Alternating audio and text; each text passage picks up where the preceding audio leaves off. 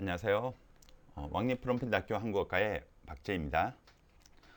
이번 학기에 여러분들과 교수법으로 수업을 하게 됐는데 이 한국 교수법 수업이 원래는 대학원에서 한국에서 한국어 교육을 전공하는 그 대학원생에서 수업하는 수업이에요. 그러다 보니까 이제 시중에 나와 있는 책들이 대부분 그런 대학원생들을 대상으로 만든 책들이 있어서 한국 교수법에 대한 책들이 좀 많이 어려운 감이 좀 있었어요.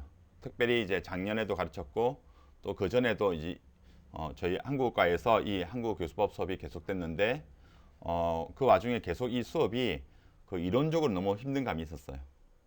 그래서 이론도 어려운데 또 거기다 어휘까지 또 더 어렵다 보니까 학생들이 공부하는데 많이 어려움도 있었고 또 실제로 이 수업을 발표를 했는데 발표를 해도 그 수업을 이해하지 못하는 경우가 많았어요. 자, 그래서 이번 학기는 이제 시작할 때 어떻게 하면 학생들이 좀 더 쉽게 이 수업을 할 수 있을지 그렇게 이제 고민하다가 기존에 나와 있는 출판되어 있는 책이 아니라 여러 자료들을 좀 많이 찾아봤어요. 자, 그런 가운데 재외동포재단에서 이제 한글학교 교사 연수용 교재로 제작했던 그 PDF 파일이 있어가지고 그 파일을 좀 구해봤어요. 자, 이거는 그 한국의 여러 한국 교육계에서 좀 유명하신 교수님들, 그 교수님들이 이제 해외에 있는 한국인 아이들한테 한국어를 가르치고 있는 한글학교 교사, 이분들은 이제 한국어를 전공하신 분도 있지만 그렇지 않은 분들도 많아요. 그러다 보니까 그분들한테 여러 가지 교수법에 대한 그 연수를 한 교재인데 그러다 보니까 내용이 좀 어려운 용어들이 많이 없고 좀 쉽게 돼 있는 경우가 많았어요. 그래서 이번 학기 교수법 수업은 이 한글학교 교사 연수용 교재였던 거 그것을 바탕으로 거기 있는 교수법 내용을 바탕으로 해서 다른 책에 있는 내용들 그래서 좀 필요한 내용들을 또 가져오고 또 다른 교수님들의 좋은 그 연구 결과들을 또 참고해 가지고 그렇게 교수법 수업을 진행하도록 할 거예요. 자, 오늘은 그 중에 첫 번째 시간으로 이제 한국 교육이란 제목을 가지고 수업을 한번 해볼 거예요. 자, 먼저 제1장은 한국어 교육의 목표예요. 자, 우리가 한국어를 가르치는데 그 한국어 교육의 목표는 뭐냐면 먼저 한국어로 유창하고 정확하게 의사소통을 할 수 있도록 하는 것이에요. 자, 여기서 유창하다는 말하고 정확하다는 말 어떤 면에서 보면 서로 좀 반대되는 개념이에요. 이제 언어를 자연스럽게 잘하는 이 유창하다와 정확하게 문법적으로 정확하게 얘기하는 게 이게 유창하게 강조하는 하다 보면 문법적인 게 좀 떨어질 수 있고 또 문법적인 강조하다 보면 유창한 게 좀 떨어질 수 있어요. 자, 이게 뭐 왜 이렇게 생각하냐면 언어 교육에 있어서 교수법이 흐름이 있었는데 처음에 언어 교육의 시작은 문법 번역식이었어요.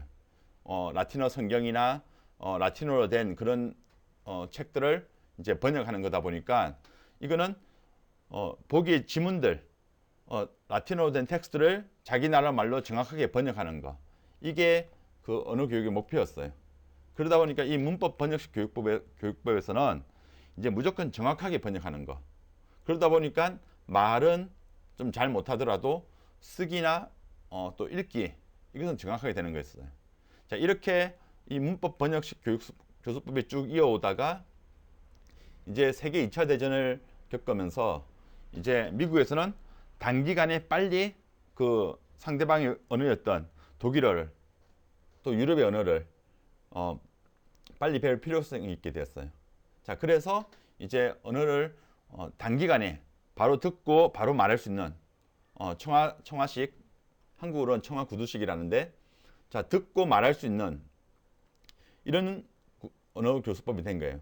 자, 여러분도 잘 아다시피 듣고 오디오로 듣고 바로 따라서 계속 말하는 거 듣고 말하고 자, 이런 식으로 이 교수법은 지금도 물론 언어 연습 단계에서 이 교수법을 사용하고 있어요. 근데 이 교수법은 그 정해진 패턴을 단기간에 빨리 외우고 말하게 하는 데는 도움이 되지만 그 패턴에서 더 이상 의사소통을 확장되는 데는 좀 장애가 있었어요. 자, 그러다 보니까 우스갯소리로 한국에서 이제 영어를 공부했던 사람이 이제 미국에 갔어요. 미국에 가가지고 이제 차를 운전하다가 교통사고 났어요. 쾅! 교통사고 나가지고 머리에 피가 나고 지금 다쳤는데 미국 경찰이 왔어요. 와가지고 미국 경찰이 괜찮냐고 물어봐요. 어떻게? How are you? How are you? 이러니까 이 한국 사람이 피를 흘리면서 Fine, thank you, and you 라고 했던 얘기가 있어요. 자, 이게 뭐냐면 한국 사람들은 이 청아식 이 교수법에 따라서 공부를 하는 사람은 무조건 How are you? 영어 How are you? 들어오면 대답이 나가야 돼요. Fine, thank you, and you. 이런 식으로 되는 게 이 청아식 교수법이었어요. 자, 이러다가 이제 나중에 다시 또 여러 가지 교수법을 또 거쳐 나오다가 이제 90년대 들어와서는 이제 의사소통, 언어를 배우는 목적은 의사소통이다. 그래서 이제 의사소통이 되는 교수법, 그래서 의사소통 중심의 교수법이라는 게 나오게 되고, 그 이후에 이제 이 의사소통 중심법에서는 언어를 유창하게 말하는 거, 그래서 유창하게 말하는 게 언어의 목적이 됐어요. 자, 그런데 이제 뒤에 한국어 특성에서도 나오겠지만 한국어는 이 유창하게 말하기 위해서는 또 약간 문법적인 요소들, 왜냐하면 한국어는 조사나 또는 의미가 발달되어 있고 여러 가지 문법적 요소가 많아요. 그렇기 때문에 한국어를 유창하게 말하기 위해서는 약간 문법적인 정확성도 필요한 거예요. 자, 그래서 한국어 교육에서 지금 외국인 학생들한테 한국어를 가르치는 이 목적은 한국어를 유창하고 정확하게 의사소통할 수 있게 하는 것. 그게 한국어 교육의 목표예요. 자, 그래서 이 목표를 이루기 위해서 첫째, 구체적으로 얘기하면 다음과 같아요. 한국인과 기본적인 의사소통에 필요한 능력을 기른다. 자, 기본적인 의사소통에. 두 번째는 한국어를 이용하여 자신의 전문 분야에서 필요한 의사소통 기능을 수행하도록 한다. 자, 세 번째는 한국어로 다양한 정보를 이용하며 이를 활용할 수 있는 능력을 기르도록 한다. 넷째는 한국 사회와 한국 문화를 이해하여 한국에 대한 우호적인 태도를 갖도록 한다. 즉, 한국의 우호적인 사람들, 친한파를 만드는 것이 이 한국 교육의 목적이에요. 물론 너무 노골적으로 너무 친한파 이건 아니겠지만 그래도 아무래도 한국을 이해하다 보면 자연적으로 한국에 대해서 더 좋은 태도를 갖게 되고, 또 만약에 국제사회에서 한국과 다른 나라가 이렇게 문제가 있을 때 이렇게 한국어를 공부하는 학생들, 한국에 대해서 우호적인 태도를 가지고 있는 사람들은 더 한국 쪽으로 더 관심을 가지게 되는 거예요. 자, 그리고 다섯 번째는 서로 다른 언어를 사용하여 사람들이 한국어를 사용해서 친교를 나누고 또한 필요한 정보를 교환할 수 있도록 하는 것에 이 한국 교육의 목표가 있어요. 자, 미국에서는 이거와 참고적으로 할 수 있는 게 외국어 학습의 기준을 두고 있는데 주요 목표는 미국 다음과 같아요. 첫 번째는 커뮤니케이션. 자, 외국어 학습의 기준은 첫 번째 의사소통이에요. 그래서 영어를 사용하지 않는 사람들과 의사소통할 수 있다. 두 번째 cultural. 자, 문화. 다른 문화를 이해하고 지식을 얻을 수 있다. 그리고 셋째 연계, connecting. 그래서 다른 분야와 연계해서 정보를 얻을 수 있는 것. 그리고 네 번째는 comparisons. 자, 비교. 언어와 문화의 본질에 대한 통찰력을 기르는 것. 그리고 마지막 다섯 번째는 communication, communicative. 자, 공동체. 자, 그래서 미국 영어를 사용하는 그 미국 사회, 그리고 또 안에서 또는 그 바깥에서 이 국내외에서 다양한 언어 공동체를 형성하고 또 참여할 수 있는 것. 그것이 미국의 영어 교육의 기준이고 목표예요. 자, 이렇듯 각 나라의 마다 언어 교육에 대한 목표가 뚜렷해야지 또 그 목표에 따라서 이제 교육이 들어갈 수 있는 거예요.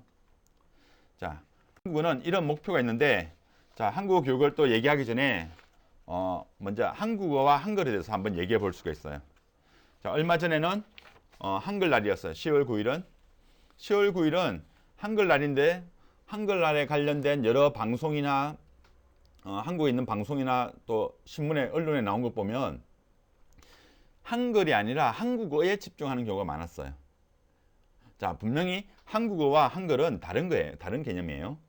자, 한국어란 한국인들이 사용하는 말로 세계에는 약 2천여 종의 언어가 있는데 그 중에 하나예요.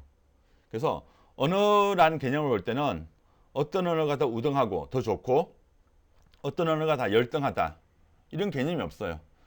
물론 세계에 많은 사람들이 사용하는 언어는 있어요. 뭐 중국어, 영어, 또 스페인어 이런 경우가 세계에서 많은 사람들이 사용해요.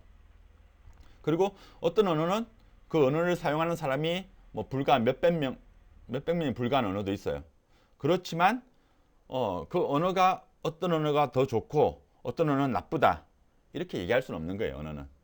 왜냐하면 언어는 그 사람들이 사용하는 말, 그들의 문화가 포함되어 있는 거기 때문에. 자, 그러나 이제 이 한글은 우리가 한국 사람들이 사용하는 그 한국어를 적는 문자 체계예요. 문자 시스템. 그렇기 때문에 세계 대부분의 문자는 자연 발생적으로 만들어진 게 많아요.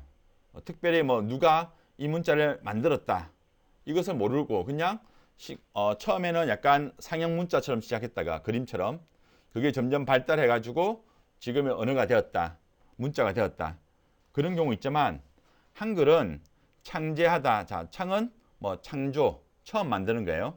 제는 만들다, 제조. 그래서 창제, 그것을 만들다, 처음 만들다.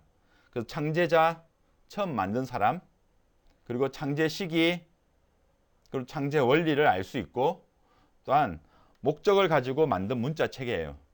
그래서 한글의 창제 원리가 매우 과학적이고 체계적이라서 전 세계 문자 중에서 아주 뛰어난 문자라고. 자, 한국어가 가장 뛰어나다라고 말할 수는 없지만 한글은 가장 뛰어난 문자 중에 한 개다 이렇게 말할 수 있는 거예요.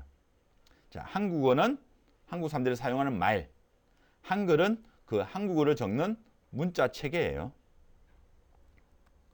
자, 그러면 이제 2장에서는 한국어 교육의 내용에 대해서 한번 살펴볼까요? 자, 한국어 교육의 내용은 먼저 말하기, 듣기, 읽기, 쓰기 요 네 가지 기능에 대한 내용이 있어요.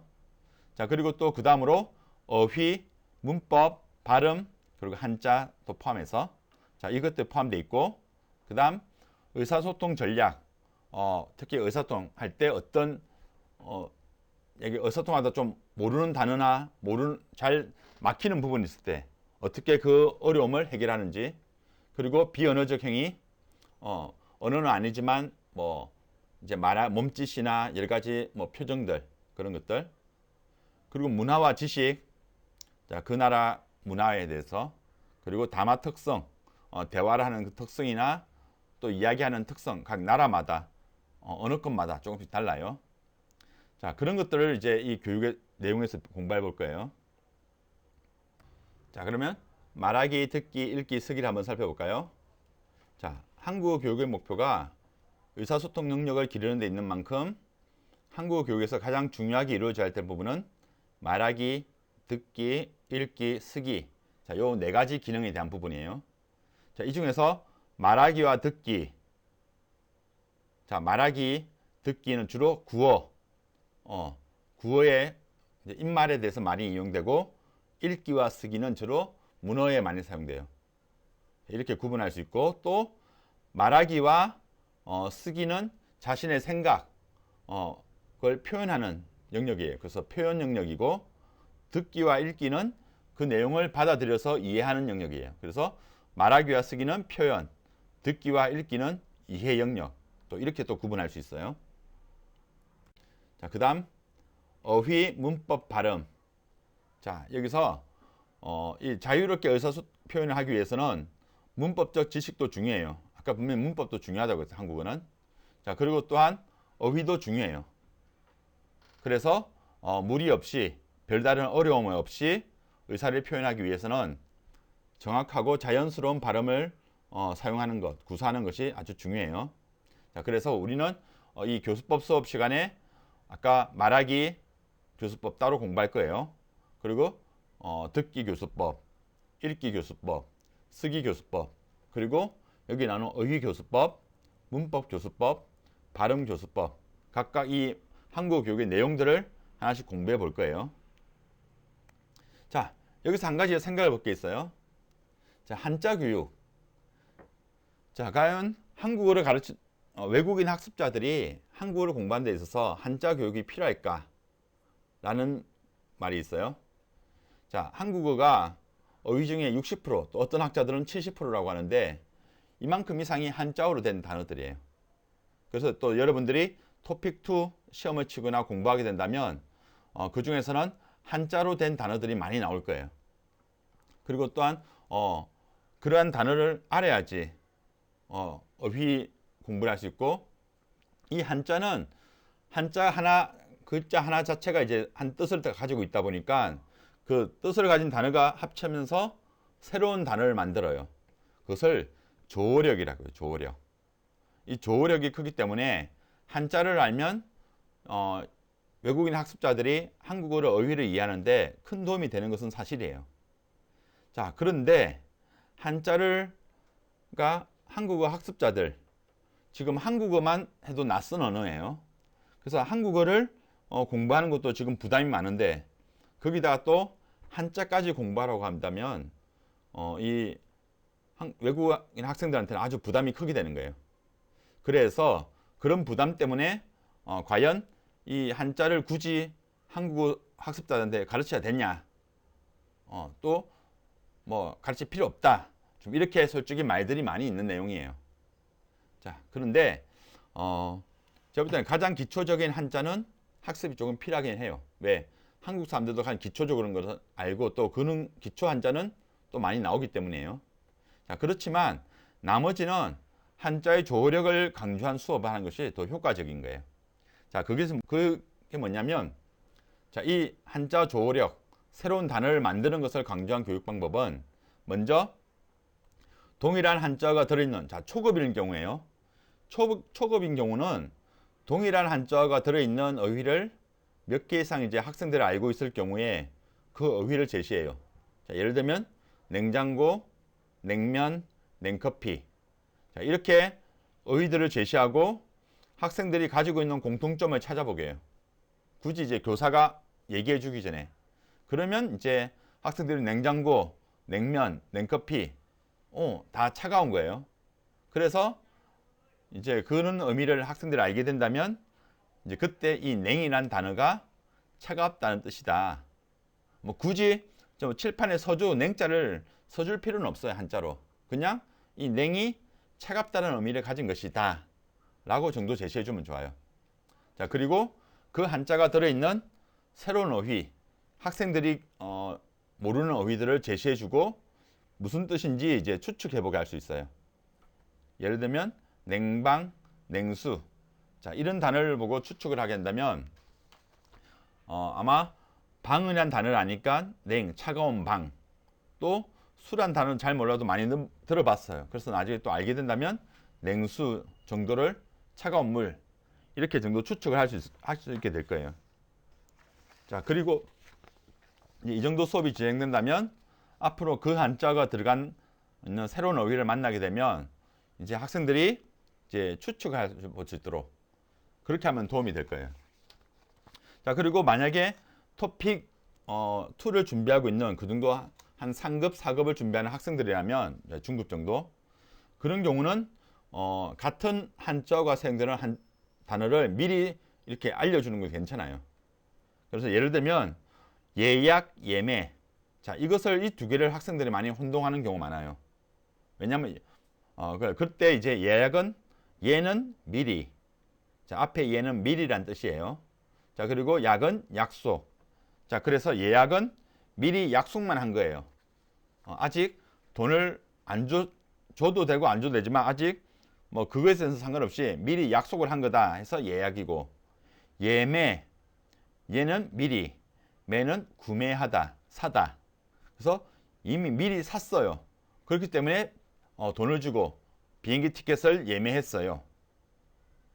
자, 그리고 예고, 예보. 자, 이때는 보고하다라는 단어를 같이 알려줄 수 있어요. 그래서 보고하다라는 말이 알리다는 뜻이기 때문에 예고, 미리 알려줘요.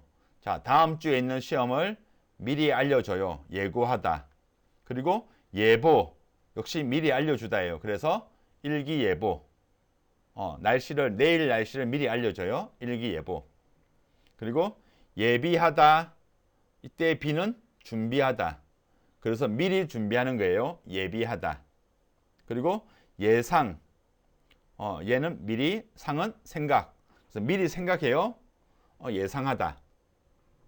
예언, 자 미리, 언은 언어, 즉 여기서는 말이란 뜻이에요. 그래서 미리 말하는 거예요. 미래의 일을 미리 말하기 때문에 예언. 그 예언을 하는 사람을 예언자. 자 이런 식으로 예자에 대해서 미리란 뜻이 있다는 것을 알려주면 그 다음 모르는 단어가 나와도 학생들은 추측을 할 수 있어요. 물론 이제 우리 한국 국어사전에 보면 예자에 미리란 뜻을 가진 게 한 70%가 돼요.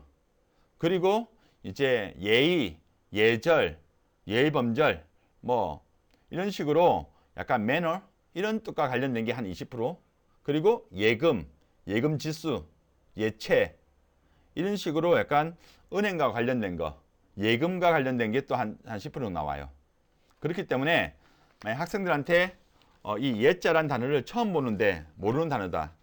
그러면 만약에 이 텍스트, 읽기 텍스트 내용이 돈과 관련된 거, 은행과 관련된 거면 이제 예금 이런 식이고, 만약에 어떤 생활 예절이나 지켜야 되는 행동 이런 경우는 매너, 예절, 예의와 관련된 거예요. 그게 아닌 다른 내용이다. 다른 읽기 텍스트인 경우에 모르는 예자가 나오면 거의 미리란 뜻으로 생각해가지고 추측해봐라. 이렇게 할 수가 있는 거예요. 자, 그래서 이 조력을 강조한 교육 방법. 그래서 한자, 제가 생각할 때는 굳이 한자를 쓰는 것까지는 다 모르더라도 이것이 어떤 뜻이다. 그것을 안다면 나중에 중급 이상 한국어를 공부할 때 아주 도움이 될 거예요. 자, 그리고 담화 특성과 화행. 자, 이 말은 뭐냐면 전 세계 사람들은 하나의 의미를 표현하기 위해서 말하거나 쓰는 방법이 달라요. 그래서 한국어로 말을 잘하거나 또 글을 잘 쓰기 위해서는 한국 사람들이 하는 언어 습관을 따르는 것이 필요하단 말이에요. 자, 특별히 이제 화행이라고 하면 어떤 기능이나 행동을 하기 위해서 하는 언어 행위예요. 자, 이 화행에는 인사하기 위해서 해요. 인사화행. 사과하기 위해서 해요. 사과화행. 칭찬하기 위해서 해요. 칭찬화행. 감사하기 위해서 해요. 감사화행. 거절하기 위해서 해요. 거절화행. 자, 이런 식으로 뒤에 붙이는데 2000년대 이후에 들어서 한국어 교육에서는 바로 이런 화행에 대한 단순하게 언어가 눈으로 보이는 언어가 아니라 이 화행에 따라서 각 나라 사람들 문화권에 따라서 다르게 나타나기 때문에 이것에 대한 연구가 아주 활발하게 진행됐어요. 그리고 또한 학습자들, 외국어 학습자들은 한국어를 비록 말은 한국어 말을 하지만 본인들의 그 모국어 화행을 따라하기 때문에 한국어를 공부할 때 약간 착오가 많이 나는 거예요. 자, 예를 들어서 자, 여기에 화행의 예 1, 2가 있어요. 자, 한국인과 일본인을 비교한 건데 친구의 책상 위에 놓인 액자를 떨어뜨린 경우. 자, 이럴 때 한국 사람들은 미안해 라고 먼저 말을 해요. 그러면서 이제 떨어진 액자를 주워 들면서 그런데 안 깨졌네. 약간 이제 사과를 할 상황인데도 바로 사과만 하기보다는 이제 자신의 실수, 내가 한 실수가 이거 크지 않다. 떨어뜨린 액자를 떨어뜨리는 건 내가 잘못했어요. 그래서 그것에 대해서 사과를 하면서 그런데 안 깨졌네. 이런 식으로 해주네요. 근데 일본인은 그에 비해서 그냥 무조건 미안해. 스미마셍. 미안하다 말 먼저 해요. 그리고 또한 약간 이제 어떤 잘못을 했는데 그런 경우도 자 예 2에 보면 친구들과 공동 작업을 하기로 했는데 자신이 맡은 부분을 준비하지 못한 경우. 자, 이런 경우도 이제 제가 실수를 했어요. 내가 준비 못했으니까 실수한 거니까 정말 미안해 라고 얘기를 해요. 근데 이게 뭐 크게 대단한 건 아니다. 내일까지 내가 꼭 해줄게. 약간 그 뒤에 말을 붙이는 경우가 많아요. 그래서 미안해. 내가 맡은 부분은 내일까지 해줄게. 자, 이런 식으로 그 뒤에 내용을 붙이는 경우가 많고 일본인은 그냥 계속 미안해 이렇게 끝나는 경우가 있어요. 자, 이것은 한국인과 일본인. 그리고 또한 한국 사람들 같은 경우는 그냥 아예 그냥 뒤에 말을 안 하고 그냥 미안해 미안해 이것만 얘기해도 그 미안한데 그 다음 뭐 할 건데 이걸 약간 기대하게 돼요. 그래서 한국 사람들끼리 얘기할 때 정말 미안해만 얘기해도 좀 무책임한 것처럼 보이고, 그리고 또 한국 사람들이 또 싫어하는 게 잘못할 때 미안해를 말 안 하고 그냥 내가 해줄게. 앞에 미안해라는 게 말이 나와야지 그 받는 한국 사람 다른 한국 사람들도 좀 인정해 주면서 그 뒤에 뭐 대수롭지 않은 거나 또 뭐 다른 핑계가 나오면 그래 네가 이거 잘못했으니까 그거는까지 해 이런 식으로 가요. 근데 만약에 한국 사람한테 외국인 학습자가 한국인하고 얘기하다가 잘못 실수한 부분이 있어요. 근데 그것에서 미안하대 말을 안 하고 내가 내일까지 해줄게. 떨어뜨렸는데 안 깨졌네. 이렇게 나오면 또 그 말을 듣는 한국 사람은 기분이 나빠질 수 있어요.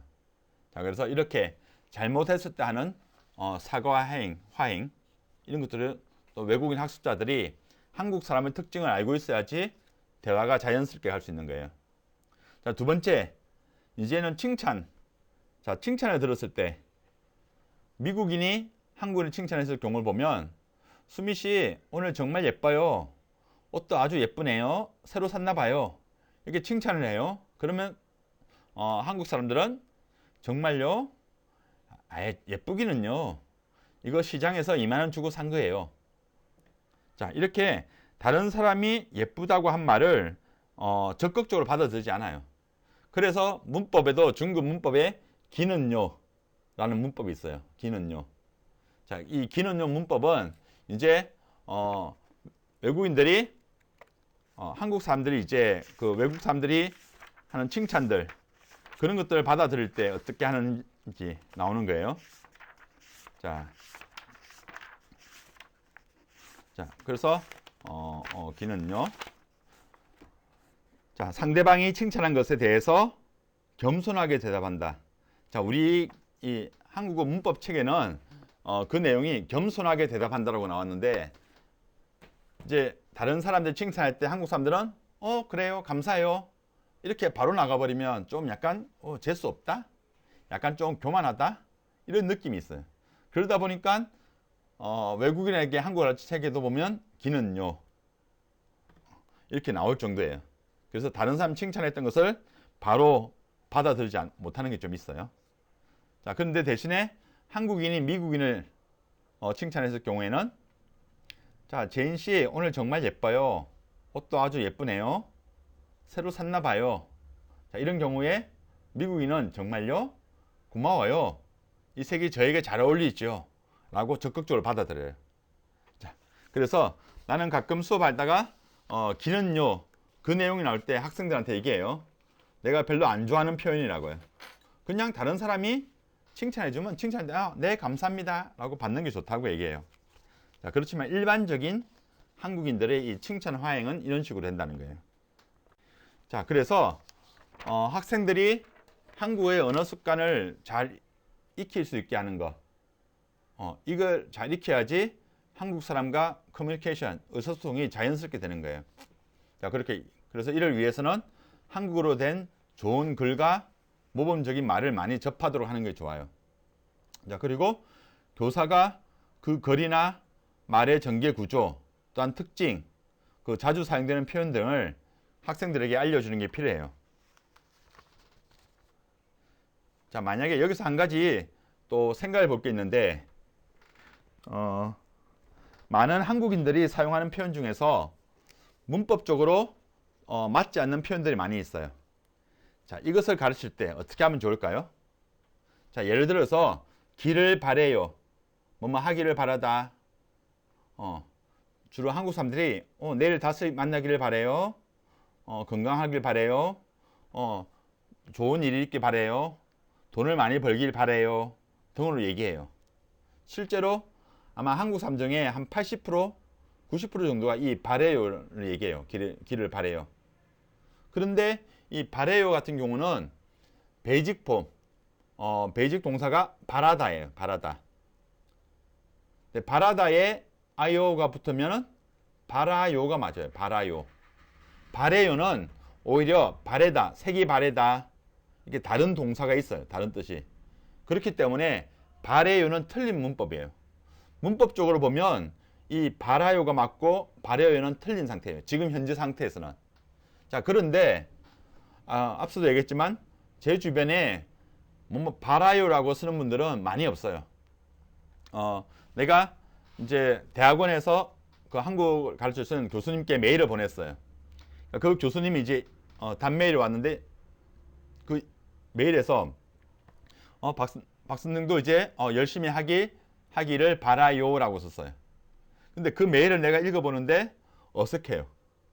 왜냐면 이렇게 바라요라고 쓴 글을 본 적이 많이 없고 또 메일이나 또 이런 경우에서는 바라요란 말을 본 적이 없었기 때문에. 왜냐면 제 주변의 사람들이 아무도 바라요를 안 썼어요. 자, 그런데 문법적으로 이 바라요가 맞아요. 자, 그럴 때 과연 학생들한테 문법적으로 맞는 걸 가르쳐야 되는지 아니면 한국 사람들이 많이 사용하는 것을 가르쳐야 되는지 그 두 가지가 약간 논란이 있어요. 어떤 사람들은 문법적인 거 중심으로 맞는 걸 가르쳐야 된다. 어떤 사람은 또 한국 사람들이 많이 쓰는 것을 가르쳐야 된다. 이 두 가지 논란이 항상 있는 거예요. 물론 뭐 FM적인 대답을 원한다면 문법적으로 맞는 게 그것을 가르쳐야 되는 게 맞아요. 그래서 문법적으로 맞는 걸 가르치고 그 다음에 그렇지만 많은 한국 사람들이 이 바래요를 사용한다. 그래서 여러분들이 바래요라고 들으면 이것이 바라다, 바라요라는 뜻이다 라고 알아야 된다라고 얘기해 주는 게 제일 좋아요. 근데 또 어떤 면에서 보면 우리는 한국에서 국어 선생님들이 아니에요. 한국 사람들이 이 문법적으로 바래요가 아니라 바라요를 쓰는 것은 한국의 국어 선생님들의 역할이에요.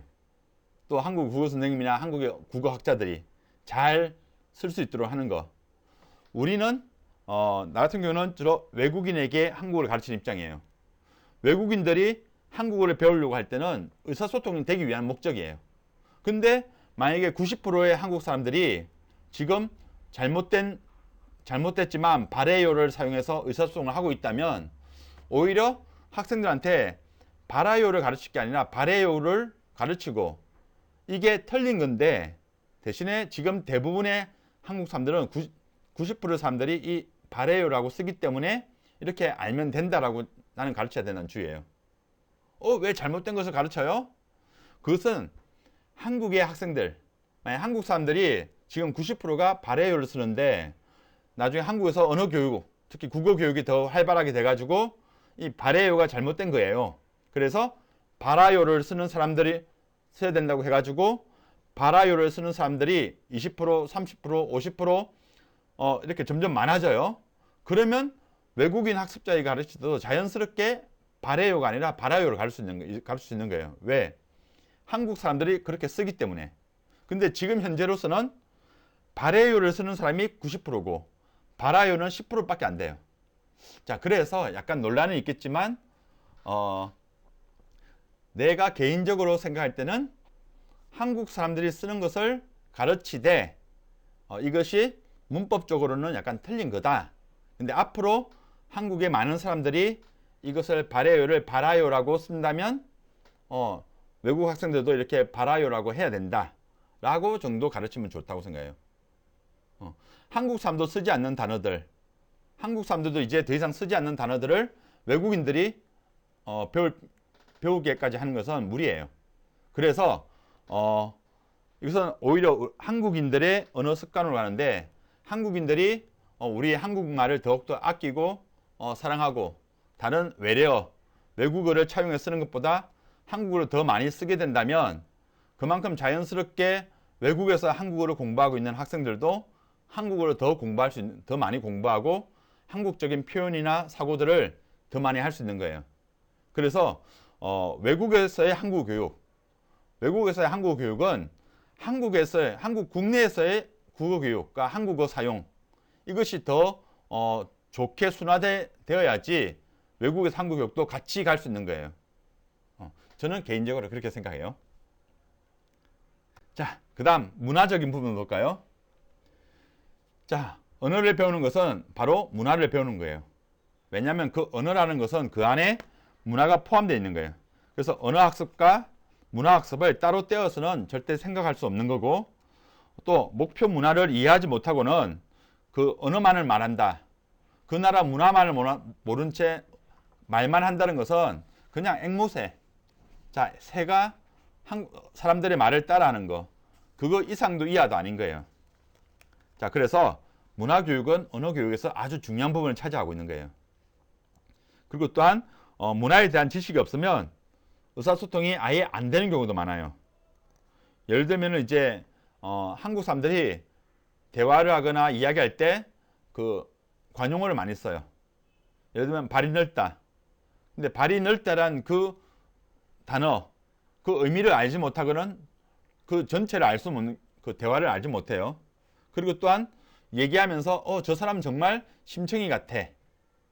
심청이 같다고 했다면 그 한국의 소설에 나오는 심청이, 효녀 심청에 대한 이야기, 그것에 대한 지식이 있어야지 그 대화를 알 수 있어요. 그 사람은 심청이 같다. 심청이란 걸 모르면은 그 대화를 이해할 수가 없는 거예요. 자, 이렇듯이 문화에 대한 이해는 의사소통에 아주 중요한 영향을 미치는 거예요. 그래서 한국 교육에서는 반드시 한국 문화에 대한 교육이 필요한 거예요. 자, 그러면 이렇게 문화 교육을 하는데 문화 교육 중에서는 어떤 것을 가르치면 좋을까요? 보통 이제 문화 교육이다 하면 한국 문화, 저 용인 민속촌, 그리고 또한 전통 문화, 그런 걸 먼저 많이 생각하는데 지금 한국어를 배우는 학습자들, 지금 오늘날 전 세계에서 이제 한국어를 많이 배우고 있어요. 그런 한국어를 공부하는 학습자 입장에서 본다면 가장 먼저 다뤄야 될 문화는 요즘 문화, 요즘 일반 젊은이들, 한국 사람들이 생각하는 문화들, 자, 그런 요즘 문화와 또한 생활에 관련된 문화들, 이것이 먼저 1순위예요. 자, 이것이 바로 오늘날 한국인들을 이해하고 한국 사회를 이해하는 데 도움이 되기 때문이에요. 자, 이런 것을 먼저 이해하고 그 다음 점차 전통 문화나 예술 문화 또는 문화적 지시화라고 표현되어 있는 속담이나 관용어 등으로 확장되면 좋은 거예요. 자, 근데 지금 전 세계에서 한국어를 가르치고 있는 분들 중에서 보면 좀 해외에 나오신 지 오래된 분들이 많아요. 그리고 또 연령이 또 많으신 분들도. 그러다 보니까 최근에 배우는 학생들, 이제 20살, 21살 되는 그 외국인 학습자들은 한국의 최신 문화를 원하는 거예요. 약간 이 사이에 갭이 있기도 해요. 예를 들면은 제가 예전에 몽골에서 가르칠 때 몽골에 있는 그 학생들이 처음 가니까 학생들이 다 노래를 불러요. 사랑으로. 내가 살아가는 동안에 할 일이 또 하나 있지. 아주 좋은 노래예요. 근데 그 노래를 부르던 학생들은 대부분 1990년 이후에 태어난 학생들이었어요. 그런데 학생들이 그 노래를 불러요. 물론 노래 가사도 좋고 또 이 노래가 부드럽기 때문에 따라 부르기 좋은 노래예요. 그런데 그 노래를 학생들이 다 알게 된 이유는 뭐냐면 그곳에서 한국어를 가르치는 분들이 다 연배들이 다 50대, 60대 분들이었어요. 그러다 보니까 그분들이 좋아하던 걸 가르치고 학생들은 그냥 배우는 입장이라서 그냥 받아들였던 거예요, 그냥. 근데 지금 그 외국에서 외국에서 한국어를 배우는 학습자들은 지금 인터넷 시대 이러다 보니까 한국과 똑같은 문화를 배워요. 심지어는 제가 예전에 학생들이 수업이 좀 일찍 끝난 적이 있어가지고 한국 노래를 가르쳐 준다고 했어요. 그날이 월요일이었어요. 월요일이었는데 자, 어떤 노래 공부하고 싶어? 어떤 노래 알고 싶어 하니까 학생 한 명이 AOA, 자, 한국 아이돌 그룹이에요. AOA의 노래를 바로 얘기해요. 근데 그 노래를 딱 듣는 순간에 처음 보는 노래예요. 그래서 내가 바로 인터넷으로 찾아봤어요. 그날이 월요일 수업이었는데 일요일 그 전날 밤 12시에 노래 음원이 처음으로 공개된 노래예요. 근데 그 노래를 캄보디아에 있는 학생이 바로 그날 바로 알아요. 또 그리고 봐도 그 다음날 가르쳐 달라고 해요. 자, 이렇듯이 지금은 외국 학생들이 공부하고 싶은 요즘 문화와 생활 문화는 거의 한국의 젊은 대학생들이 요즘 생활하는 거, 요즘 문화와 생활 문화 거의 같다고 보면 돼요. 자, 그래서 한국 교육에서는 이런 부분도 잘 다뤄져야 된다고 봐요. 자, 그 다음에 의사소통 전략과 비언어적 행위. 자, 이것은 이제 그 학습자들이 이제 대화를 하려고 해요. 이렇게 의사소통을 하기 위해서 근데 또는 그 의사소통 하다가 약간 어려움이 발생했을 때 그 어려움을 극복하기 위해서 사용하는 전략이에요. 자, 예를 들면은 이제 얘기를 하다가 모르는 단어가 나왔어요. 자, 이럴 때 이 문제를 해결하기 위해서 뭐 손짓이나 아니면 여러 가지 몸짓을 해요. 그것뿐만 아니고 단어적으로도, 자, 예를 들면 풀어서 설명하기란 이 단어 뜻을 모르겠어요. 그래서 그것을 다른 말로 풀어서 설명하는 거예요. 예를 들면 도서관이라는 단어를 몰라요. 그러면은 이제 책을 읽는 곳, 학교 안에서 책 읽게 있는 조용한 곳, 또 시원한 곳, 이렇게 풀 수도 있어요. 그 다음에 대체어. 자, 대체하다는 말은 다른 것으로 바꾸다는 뜻이에요. 그래서 단어의 뜻을 모를 때 자기가 알고 있는 뜻이 통할 것 같은 비슷한 단어로 사용한다는 거예요. 자, 그래서 책에는 예문으로 찬물이라는 단어가 나오는데 이 찬물의 차다, 차다는 뜻을 몰라요. 그래서 차다는 말을 모르기 때문에 알고 있는 단어 비슷한 거, 춥다. 그래서 추운 물이라고 했을 때 단어 뜻은 틀린 거지만 비슷하게 듣는 사람이 무엇을 말한다 라고 알 수 있게 될 거예요. 자, 이렇게 대체어를 사용하는 거. 또 신조어는 새로운 단어를 만들다는 거예요. 자, 자기가 이 단어 뜻을 모르기 때문에 뜻을 통할 수 있는 새로운 단어를 만들어 사용하는 거.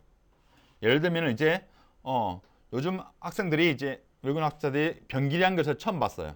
왜? 한국 교재에 변기라는 단어가 안 나와요. 그러니까 변기를 봤을 때 뭔지는 그 단어를 정확히 표현을 못하기 때문에 화장실에 있는 의자 이렇게 말을 바꿔서 사용한다는 거. 자, 이것이 신조어예요. 그 다음 코드 스위칭. 자, 코드 스위칭이라는 것은 적절한 단어를 모를 때 그냥 자기가 알고 있는 모국어나 자기 나라 말이나 외국어를 사용한다는 거. 그래서 이런 건 보통 이제 어느 초기 때 초급 학습자들이 많이 사용하는 거예요. 자, 그리고 도움 청하기는 적절한 표현을 모를 때 주변 사람들한테 도움을 요청하는 거예요. 자, 그리고 이제 비언어적 행동이란 말은, 자, 비는 아니다, 언어가 아닌 행동으로 의사소통을 한다는 거예요. 자, 그것은 뭐냐면 말을 할 때 이제 의미를 전달하거나 또는 강조하기 위해서 이제 몸짓, 그리고 때로는 이제 언어 활동을 생략해요. 말을 하지 않고 몸짓만으로 의미를 나타내는 하는데 이것을 비언어적 행위라고 해요. 자, 예를 들면 저희 어머니께서는 시장에서 장사를 해요. 장사를 하시고 생선을 장사하시는데 어머니는 영어를 잘 표현을 못해요. 근데 가끔 시장에 외국인들도 장사하러 와요. 이제 부산의 부전시장이라고, 부산에서는 아주 큰 시장이에요. 그러다 보니까 거기는 외국인들도 가끔 와요. 그리고 그 외국인들이 어머니 파는 걸 사고 싶어서 How much is it? 물어봐요. 영어로 물어봐요. 그러면 어머니가 몰라요. 그러면 어머니는 나는 말 못하니까 가만히 있어야지, 그냥 딴 데 가야, 이렇게 안 해요. 왜? 어머니 입장에서는 그 사람도 물건을 사러 온 손님이에요. 그래서 어머니는 말을 하지 않아요. 말은 하지 않지만 몸짓으로 해요. 왜? 어떻게? 10,000원짜리 돈을 꺼내요. 그리고 10,000원짜리 한 장을 흔들면서 그 생선을 한 마리에 들어요. 자, 이게 10,000원이다. 아니면 2마리에 10,000원이면 10,000원짜리 하나 들고 생선 2마리를 들고, 자, 이건 2마리에 10,000원이다. 이런 식으로 하면 그 앞에 있던 외국인도 하면서 자기 필요한 만큼 사고 돈을 주고 가요. 자, 어머니와 그 외국인은 언어 활동은 아예 생략됐어요. 그렇지만 본인들이 원하는 의사소통을 다 한 거예요. 그 외국인은 사고 싶은 생선을 산 거고 어머니는 생선을 팔아가지고 돈을 벌었어요. 자, 이렇듯이 언어 활동이 생략된 채 몸짓으로만 그 의사소통을 활동을 한 거예요. 자, 이런 것들을 비언어적 행위라고 해요. 자, 그런데 여기서 주의할 점은 이런 비언어적 행위, 몸짓 언어는 문화권에 따라서 달라요.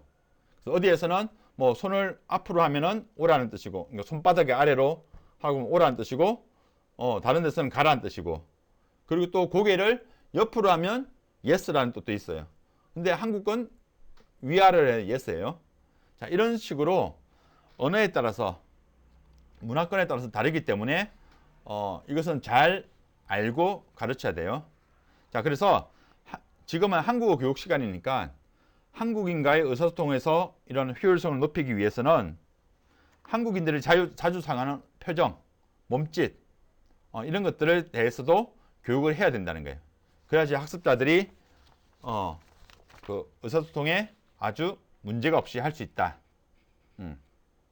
자, 여기까지 오늘은 먼저 그 한국 교육의 목표에 대해서 목표와 한국 교육 내용에 대해서 먼저 정리해봤고 이제 한국 교육의 원리에 대해서는 좀 두 번째 장에서 다시 다루도록 할게요.